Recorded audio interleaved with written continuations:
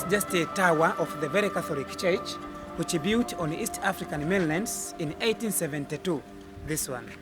All in all, this place we call it Livingstone Tower, because it's the same place where the dead body of Livingstone were arrested for one night. But Dr. Livingstone, he was Anglican missionaries, this one. He died near Lake Bagamoyo, now Zambia, since 1873, 1st of May. So when he died, his heart were buried in Zambia. The body was mummified. After that, the two porters, Susi and Chuma, they carried his body from Zambia up to Bagamoyo. So this picture shows a sample how the Livingstone body were carried. Not original, just a sample how the body were carried. So Susi and Chuma walking on foot from Zambia up to Bagamoyo, about 1,500 miles. Once they arrived in Bagamoyo, they spent 9 months. From there, next morning, they took the body from this tower, they put in the dhow, sailing them to Zanzibar, to High Commissioner of UK, to prepare a coffin for carrying the dead body to be buried in Westminster Abbey, London, in 1874. But before to start the journey, the sea was low tide. So they came with the dead body, rested under the shade for 4 hours, just waiting for high tides.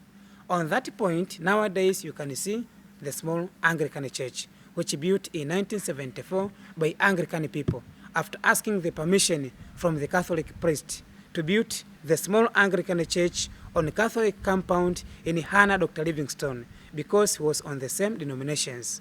But this writing says, through this door, Dr. David Livingstone passed. While is not true, because Livingstone, he never passed Bagamoyo, still alive. Only the dead body were carried from Zambia, he died, up to Bagamoyo.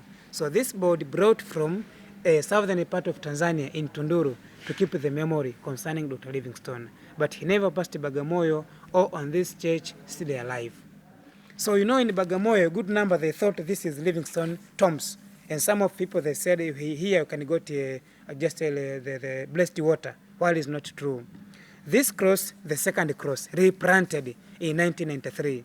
The first one, which we don't have the pictures, planted by Father Anthony Horner, this one, French missionaries, Holy Ghost Fathers. So French missionaries, Holy Ghost Fathers, Father Anthony Horner, he planted the first cross near the beach to mark the spot where the first missionaries, they came in Bagamoyo to establish Christian faith.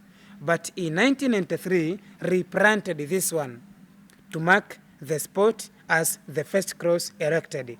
But nowadays, it's the same point where a good number of Catholics, they come here for pilgrimage, because nowadays Bagamoyo is just still a national Catholic pilgrimage center. So for that matter, for the Catholic, they came here, starting point for the prayers is here.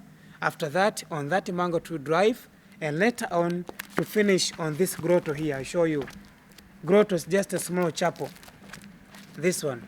You see, grotto, about 300 meters from here. So nowadays, this grotto is inside of the new buildings, like this. You see these pictures?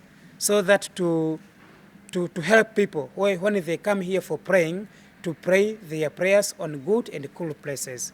But this one, built by ransomed slaves since 1876, to express their thanks to God and the Virgin Mary after being liberated from slavery. In addition, this mama,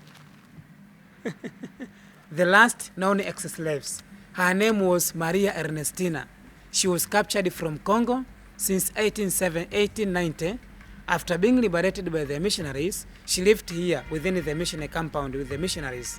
At the end, she died and she buried here in Bagamoyo in 1974. So she was last known ex-slaves carried by the missionaries in Bagamoyo. That's over. Thank you very much.